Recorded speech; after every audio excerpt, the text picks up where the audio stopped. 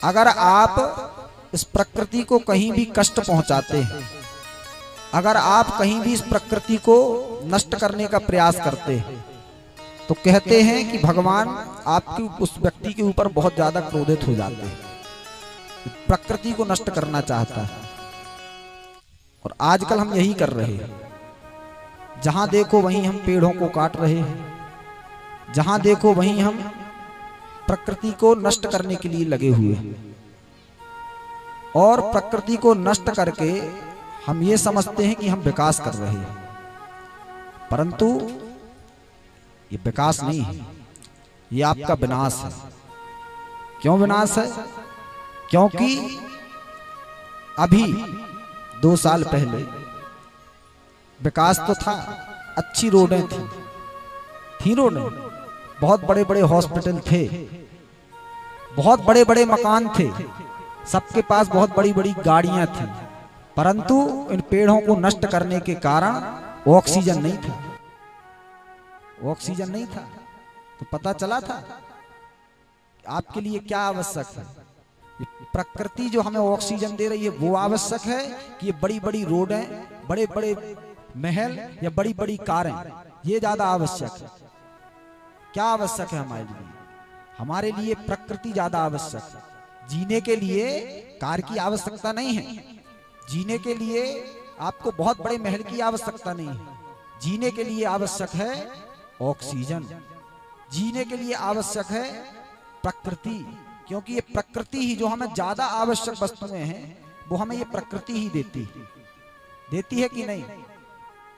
आज हम सबसे ज्यादा आवश्यक हमें क्या है? जल। तो ये जल हमें कौन दे रहा है? जल हमें प्रकृति दे रही है, जल हमें प्रकृति ही देती है। प्रकृति कैसे देती है?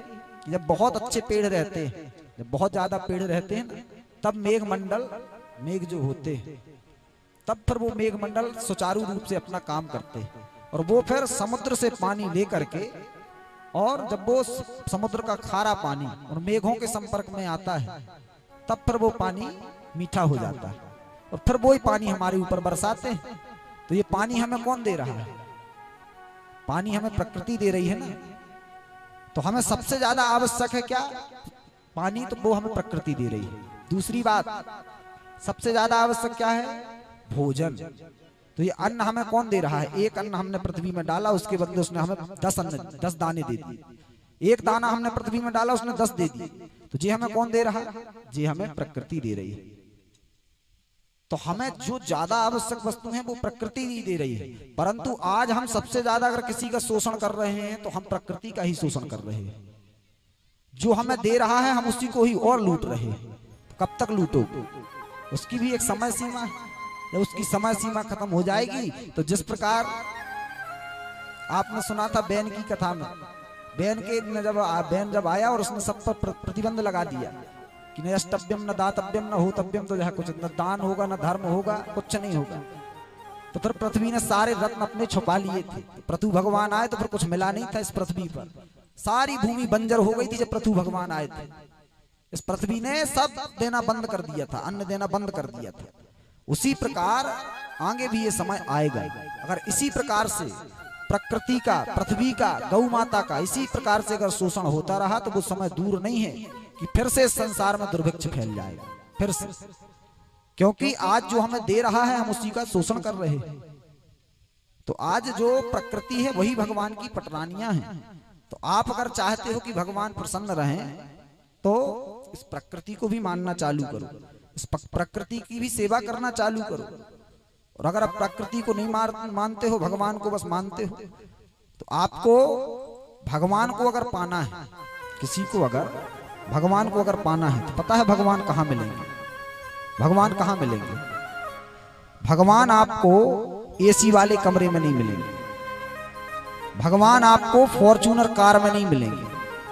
हाँ, ये बात पक्की है कि आपको प्रकृति जहां है, जंगल में आप चले जाओ, जंगल में जाकर के आप भगवान की तपस्या करो, वहां आपको भगवान बहुत जल्दी मिल जाएंगे। क्योंकि ईश्वर कहाँ है? ईश्वर प्रकृति में विद्यमान है। जो प्राकृतिक वस्तुएं हैं उसी में ईश्वर विद्यमान है। ये भौतिक वस्तुओं में ईश्वर नहीं रहता है। भौतिक वस्तुओं में ईश्वर जी हमारे द्वारा बनाई हुई, हमारे द्वारा बनाई हुई चीजों में परमात्मा नहीं रहता।